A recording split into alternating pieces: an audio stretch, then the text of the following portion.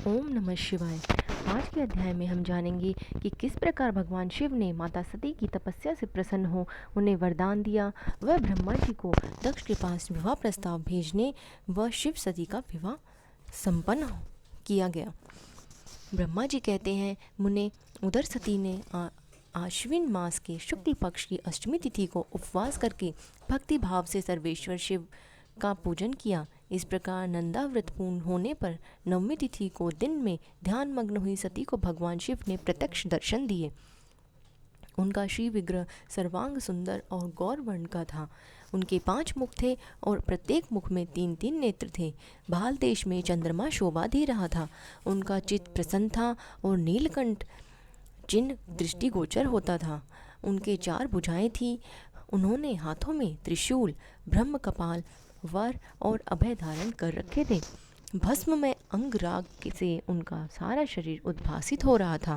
गंगा जी उनके मस्तक की शोभा बढ़ा रही थी। उनके सभी अंग बड़े मनोहर थे। वे महान लावण्य के धाम जान पड़ते थे। उनके मुख करोड़ों चंद्रमाओं के समान प्रकाशमान एवं आह्लादजनक थे। उनकी अंग कांति करोड़ों कामदेवों को तिरस्कृत कर रही थी तथा उनकी आकृति स्त्रियों के लिए सर्वथा ही प्रिय थी। सती ने ऐसे सौंदर्य माधुर्य से युक्त प्रभु महादेव जी को प्रत्यक्ष देखकर उनके चरणों की वंदना की। उस समय उनका मुख लज्जा से झुका हुआ था। तपस्या के पुंज का फल प्रदान करने वाले महादेव जी उन्हीं के लिए कठोर व्रत धारण करने वाली सती को पत्नी बनाने के लिए प्राप्त करने की इच्छा रखते हुए भी उनसे इस प्रकार बोले। महादेव जी ने कहा, उत्तम व्रत का पालन करने वाली दक्ष नंदिनी, मैं तुम्हारे इस व्रत से बहुत प्रसन्न हूँ, इसीलिए कोई वर मांगो। तुम्हारे मन को में जो अभिष्ट होगा वही वर मैं तुम्हें दूंगा। ब्रह्मा जी कहते हैं, मुने, जगदीश्वर महादेव जी यद्यपि सती के मनोभाव को जानते थे तो भी उनकी बात सुनने के लिए बोले, कोई वर मांगो। परंतु सती लज्जा से अधीन हो गई थी, इसलिए उनके हृदय में जो बात थी वे उसे स्पष्ट शब्दों में कह ना सकी। उनका जो अभिष्ट मनोरथ था वह लज्जा से आच्छादित हो गया। प्राण वल्लभ शिव का प्रिय वचन सुनकर सती अत्यंत प्रेम में मग्न हो गई। इस बात को जानकर भक्त वत्सल भगवान शंकर बड़े प्रसन्न हुए और शीघ्रतापूर्वक बारंबार कहने लगे, वर मांगो, वर मांगो। सत्पुरुषों के आश्रयभूत अंतर्यामी शंभो सती की भक्ति के वशीभूत हो गए थे। तब सती ने अपनी लज्जा को रोककर महादेव जी से कहा, वर देने वाले प्रभु, मुझे मेरी इच्छा के अनुसार ऐसा वर दीजिए जो टल ना सके। भक्त वत्सल भगवान शंकर ने देखा सती अपनी बात पूरी नहीं कह पा रही है, तब वे स्वयं ही उनसे बोले, देवी, तुम मेरी भार्या हो जाओ। अपने अभीष्ट फल को प्राप्त करने वाले उनके इस वचन को सुनकर आनंद मग्न हुई सती चुपचाप खड़ी रह गई, क्योंकि वे मनोवांछित वर पा चुकी थी। फिर दक्ष कन्या प्रसन्न हो दोनों हाथ जोड़कर मस्तक झुका भक्तवत्सल शिव से बारंबार कहने लगी। सती बोली, देवादिदेव महादेव, प्रभु जगतपते, आप मेरे पिता को कहकर वैवाहिक विधि से मेरा पाणी ग्रहण करें। ब्रह्मा जी कहते हैं, नारद, सती की यह बात सुनकर भक्त वत्सल महेश्वर ने प्रेम से उनकी ओर देखकर कहा, प्रिय, ऐसा ही होगा। तब दक्ष कन्या सती भी भगवान शिव को प्रणाम करके भक्तिपूर्वक विदा मांग जाने की आज्ञा प्राप्त करके मोह और आनंद से युक्त हो माता के पास लौट गई। इधर भगवान शिव भी हिमालय पर अपने आश्रम में प्रवेश करके दक्ष कन्या सती के वियोग से कुछ कष्ट का अनुभव करते हुए उन्हीं का चिंतन करने लगे। देवेश्वर फिर मन को एकाग्र करके लौकिक गति का आश्रय ले भगवान शंकर ने मन ही मन मेरा स्मरण किया। त्रिशूलधारी महेश्वर के स्मरण करने पर उनकी सिद्धि से प्रेरित हो मैं तुरंत ही उनके सामने जा खड़ी हुई। तात हिमालय के शिखर पर वहाँ सती के वियोग का अनुभव करने वाले महादेव जी विद्यमान थे। वहीं मैं सरस्वती के साथ उपस्थित हो गया। देवऋषि सरस्वती सहित मुझे आया देख सती के प्रेम पाश में बंधे हुए शिव उत्सुकतापूर्वक बोले। शंभु ने कहा, ब्रह्मा, मैं जब से विवाह के कार्य में स्वार्थ बुद्धि कर बैठा हूँ तब से अब मुझे इस स्वार्थ में ही स्वत्व सा प्रतीत होता है। दक्ष कन्या सती ने बड़ी भक्ति से मेरी आराधना की है। उसके नंदा व्रत के प्रभाव से मैंने उसे अभिष्ट वर देने की घोषणा की है। ब्रह्मा तब उनसे मुझसे यह वर मांगा है कि आप मेरे पति हो जाइए। यह सुनकर सर्वथा संतुष्ट हो मैंने भी कह दिया कि तुम मेरी पत्नी हो जाओ। तब दाक्षायणी सती मुझसे बोली, जगतपते, आप मेरे पिता को सूचित करके वैवाहिक विधि से मुझे ग्रहण करें। ब्रह्मा उनकी भक्ति से संतोष होने के कारण मैंने उनका वह अनुरोध भी स्वीकार कर लिया। विधाता, तब सती अपनी माता के घर चली गई और मैं यहाँ चला आया। इसीलिए अब तुम मेरी आज्ञा से दक्ष के घर जाओ और ऐसा यत्न करो जिससे प्रजापति दक्ष शीघ्र ही मुझे अपनी कन्या का दान कर दें। उनके इस प्रकार आज्ञा देने पर मैं कृतकृत्य और प्रसन्न हो गया और उन भक्तवत्सल विश्वनाथ से इस प्रकार बोला। मुझ ब्रह्मा ने कहा, भगवान शंभु, आपने जो कुछ कहा है उस पर भली भांति विचार करके हम लोगों ने पहले ही उसे सुनिश्चित कर लिया है। वृषभध्वज, इसमें मुख्यतः देवताओं का और मेरा ही स्वार्थ है। दक्ष स्वयं ही आपको अपनी पुत्री प्रदान करेंगे, किंतु आपकी आज्ञा से मैं भी उनके सामने आपका संदेश कह दूंगा। सर्वेश्वर महाप्रभु महादेव जी से ऐसा कहकर मैं अत्यंत वेगशाली रथ के द्वारा दक्ष के घर जा पहुंचा। नारद जी ने पूछा, वक्ताओं में श्रेष्ठ महाभाग विधाता, बताइए, तब सती घर पर लौट कर आए तब दक्ष ने उनके लिए क्या किया? ब्रह्मा जी ने कहा, तपस्या करके मनोवांछित वर पाकर सती जब घर को लौटी तब वहाँ उन्होंने माता पिता को प्रणाम किया। सती ने अपनी सखियों के द्वारा माता पिता को तपस्या संबंधी सब समाचार कहलवाया। सखी ने यह भी सूचित किया कि सती को महेश्वर से वर की प्राप्ति हुई है। वे सती की भक्ति से बहुत संतुष्ट हुए हैं। सखी के मुख से सारा वृतांत सुनकर माता पिता को बड़ा आनंद प्राप्त हुआ और उन्होंने महान उत्सव किया। उदार चेता दक्ष और महामनस्वी वीरणी से ब्राह्मणों को उनकी इच्छा के अनुसार द्रव्य दिया और अनान्य अंधों और दीनों को भी धन बांटा। प्रसन्नता बढ़ाने वाली अपनी पुत्री को हृदय से लगाकर माता वीरणी ने उनका मस्तक सूंघा और आनंद मग्न हो उनकी बारंबार प्रशंसा की। तदंतर कुछ काल व्यतीत होने पर धर्मज्ञों में श्रेष्ठ दक्ष इस चिंता में पड़े कि मैंने अपनी इस पुत्री का विवाह भगवान शंकर के साथ किस तरह करूं। महादेव जी प्रसन्न होकर आए थे, पर वे तो चले गए।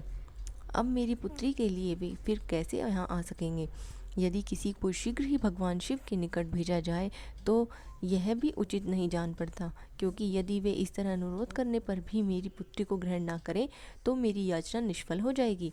इस प्रकार की चिंता में पड़े हुए प्रजापति दक्ष ने के सामने मैं सरस्वती के साथ सहसा उपस्थित हुआ।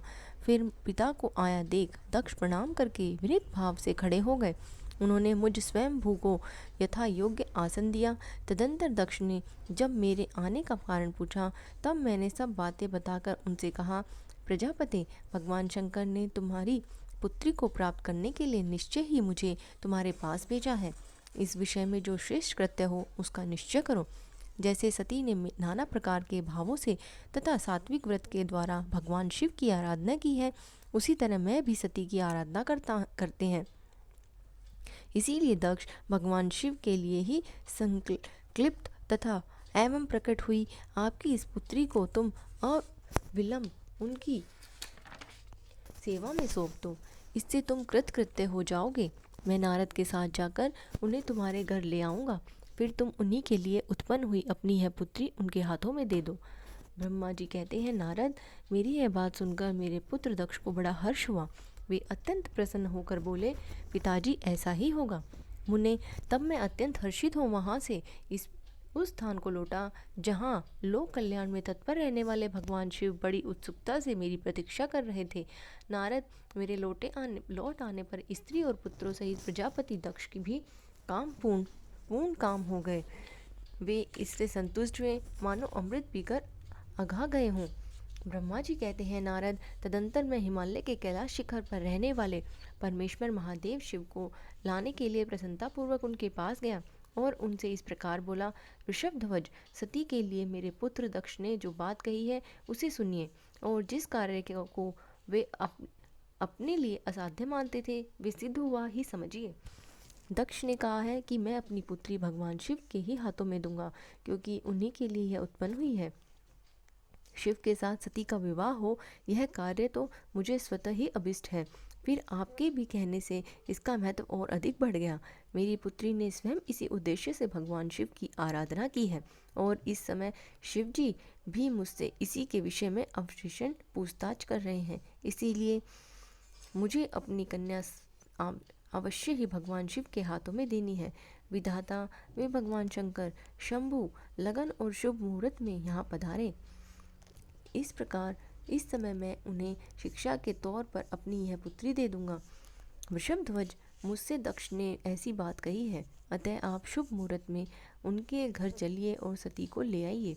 मुने, मेरी यह बात सुनकर भक्त वत्सल रुद्र लौकिक गति का आश्रय ले हंसते हुए मुझसे बोले, संसार की सृष्टि करने वाले ब्रह्मा जी, मैं तुम्हारे और नारद के साथ ही दक्ष के घर चलूँगा।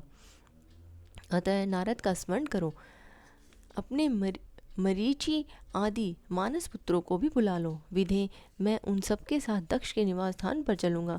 मेरे पार्षद भी मेरे साथ रहेंगे। नारद लोकाचार के निर्वाह में लगे हुए भगवान शिव के इस प्रकार आज्ञा देने पर मैंने तुम्हारा और मरीचि आदि पुत्रों का भी स्मरण किया। मेरे याद करते ही तुम्हारे साथ मेरे सभी मानस पुत्र मन में आदर की भावना लिए शीघ्र ही वहाँ आ पहुँचे। उस समय तुम सब लोग हर्ष से प्रफुल्लित हो रहे थे। फिर रुद्र के स्मरण करने पर शिव भक्तों के सम्राट भगवान विष्णु भी अपने सैनिकों और कमला देवी के साथ गरुड़ पर आरूढ़ हो तुरंत वहां आ गए। तदंतर चैत्र मास के शुक्ल पक्ष की त्रयोदशी तिथि में रविवार को पूर्वा फाल्गुनी नक्षत्र में मुझ ब्रह्मा और विष्णु आदि समस्त देवताओं के साथ महेश्वर ने विवाह के लिए यात्रा की।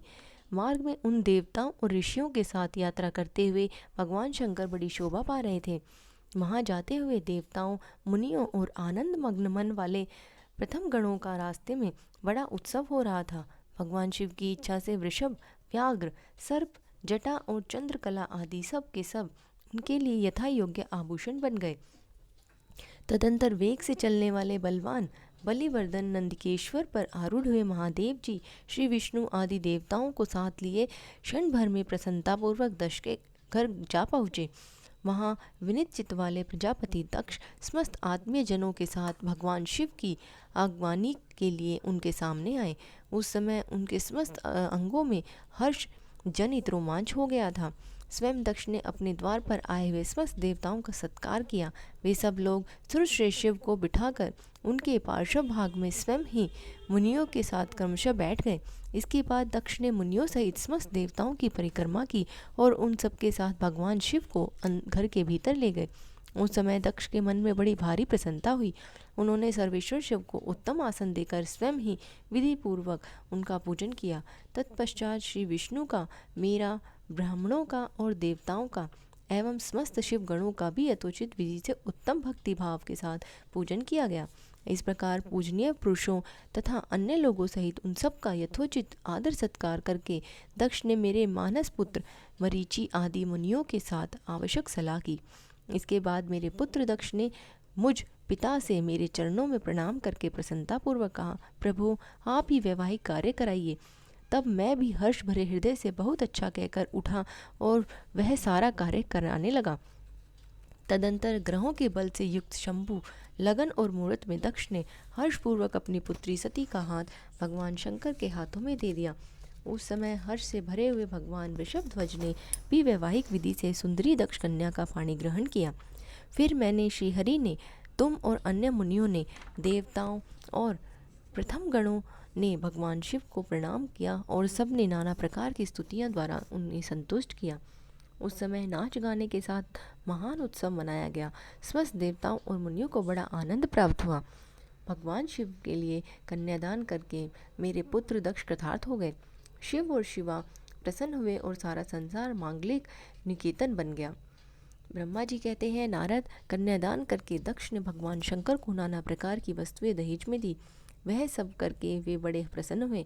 फिर उन्होंने ब्राह्मणों को भी नाना प्रकार के धन बांटे। तत्पश्चात लक्ष्मी सहित भगवान विष्णु शंभु के पास हाथ जोड़कर खड़े हो गए और यूँ बोले, देव देव महादेव, दया सागर, प्रभु तात, आप संपूर्ण जगत के पिता हैं और सती देवी सबकी माता हैं। आप दोनों सत्पुरुषों के कल्याण और दृष्टि के दमन के लिए सदा लीला पूर्वक अवतार ग्रहण करते हैं। यह सनातन श्रुति का कथन है। आप चिकने नील अंचन के समान शोभा वाली सती के साथ जिस प्रकार शोभा पा रहे हैं, मैं उससे उल्टे लक्ष्मी के साथ शोभा पा रहा हूँ। अर्थात सती नील वर्णा और आप गौर वर्णा है, उसके उल्टे मैं नील वर्ण और लक्ष्मी गौर वर्णा है। नारद, मैं देवी सती के पास आकर गृहसूत्रोक्त विधि से विस्तार पूर्वक सारा अग्नि कार्य कराने लगा। मुझ आचार्य और ब्राह्मणों की आज्ञा से शिवा और शिव ने बड़े हर्ष के साथ विधि पूर्वक अग्नि की परिक्रमा की। उस समय वहाँ बड़ा अद्भुत उत्सव मनाया गया। गाजे बाजे और नृत्य के साथ होने वाला वह उत्सव सबको बड़ा सुख जान पड़ा। तदंतर भगवान विष्णु बोले, सदाशिव, मैं आपकी आज्ञा से यहाँ शिव तत्व का वर्णन करता हूँ। समस्त देवता और दूसरे दूसरे मुनि अपने मन को एकाग्र करके इस विषय को सुने। भगवान, आप प्रधान और अप्रधान अर्थात प्रकृति और उससे अतीत हैं। आपके अनेक भाग हैं, फिर भी आप भाग रहित हैं। ज्योतिर्मय स्वरूप वाले आप परमेश्वर के ही हम तीनों देवता अंश हैं। आप कौन हैं, मैं कौन हूँ और ब्रह्मा कौन है? आप परमात्मा के ही ये तीन अंश हैं जो सृष्टि, पालन और संहार करने के कारण एक दूसरे से भिन्न भिन्न प्रतीत होते हैं। आप अपने स्वरूप का चिंतन कीजिए। आपके स्वयं ही लीलापूर्वक शरीर धारण किया है। आप निर्गुण ब्रह्म रूप से एक हैं। आप ही सगुण ब्रह्म हैं और हम ब्रह्मा, विष्णु और रुद्र तीनों आपके अंश हैं।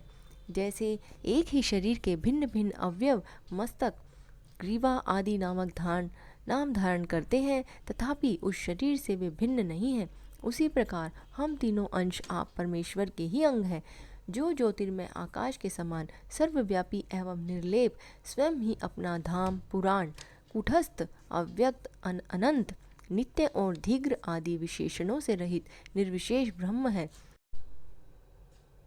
वही आप शिव हैं, अतः आप ही सब कुछ हैं। ब्रह्मा जी कहते हैं, मुनीश्वर भगवान विष्णु की यह बात सुनकर महादेव जी बड़े प्रसन्न हुए। तदंतर उस विवाह यज्ञ के स्वामी परमेश्वर शिव प्रसन्न हो लौकिकी गति का आश्रय ले हाथ जोड़कर खड़े हुए मुझ ब्रह्मा से प्रेम पूर्वक बोले। शिव ने कहा, ब्रह्मा, आपने सारा वैवाहिक कार्य अच्छी तरह संपन्न करा दिया। अब मैं प्रसन्न हूँ। आप मेरे आचार्य हैं, बताइए आपको क्या दक्षिणा दूँ? सूर्य ज्येष्ठ, आप उस दक्षिणा को मांगिए। महाभाग, यदि वह अत्यंत दुर्लभ हो तो भी उसे शीघ्र कहिए। मुझे आपके लिए कुछ भी अदेय नहीं है। मुने, भगवान शंकर का यह वचन सुनकर मैं हाथ जोड़कर विनीत चित्त से उन्हें बारंबार प्रणाम करके बोला, देवेश, यदि आप प्रसन्न हो और महेश्वर, यदि मैं वर पाने के योग्य हूँ तो प्रसन्नतापूर्वक जो बात कहता हूँ उसे आप पूर्ण कीजिए। महादेव, आप इसी रूप में इसी वेदी पर सदा विराजमान रहें, जिससे आपके दर्शन से मनुष्यों के पाप धुल जाएं। चंद्रशेखर, आपका सानिध्य होने से मैं इस वेदी के समीप आश्रम बनाकर तपस्या करूं, यह मेरी अभिलाषा है। चैत्र के शुक्ल पक्ष की त्रयोदशी को पूर्वा फाल्गुनी नक्षत्र में रविवार के दिन इस भूतल पर जो मनुष्य भक्ति भाव से आपका दर्शन करे, उसके सारे पाप तत्काल नष्ट हो जाए, विपुल पुण्य की वृद्धि हो और समस्त रोगों का सर्वथा नाश हो जाए। जो नारी दुर्भगा, अवंध्या, कानी अथवा रूपहीना हो, वह भी आपके दर्शन मात्र से ही अवश्य निर्दोष हो जाए। मेरी यह बात सुनकर उनकी आत्मा को सुख देने वाली थी। उसे देखकर भगवान शिव ने प्रसन्न चित्त से कहा, विधाता, ऐसा ही होगा। मैं तुम्हारे कहने से संपूर्ण जगत के हित के लिए अपनी पत्नी सती के साथ इस वेदी पर सुस्थिर भाव से स्थित रहूँगा। ऐसा कहकर पत्नी सहित भगवान शिव अपनी अंश रूपणी मूर्ति को प्रकट करके वेदी के मध्य भाग में विराजमान हो गए। तत्पश्चात स्वजनों पर स्नेह रखने वाले परमेश्वर शंकर दक्ष से विदा ले अपनी पत्नी सती के साथ कैलाश पर्वत को जाने को उद्यत हुए।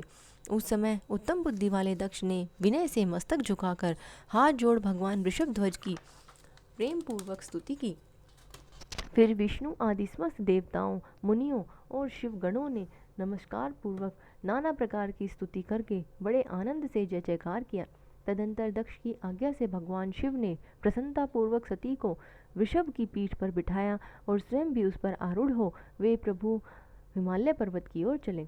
भगवान शंकर के समीप वृषभ पर बैठी हुई सुंदर दांत और मनोहर हास वाली सती अपने नील श्याम वर्ण के कारण चंद्रमा में नीली रेखा के समान शोभा पा रही थी।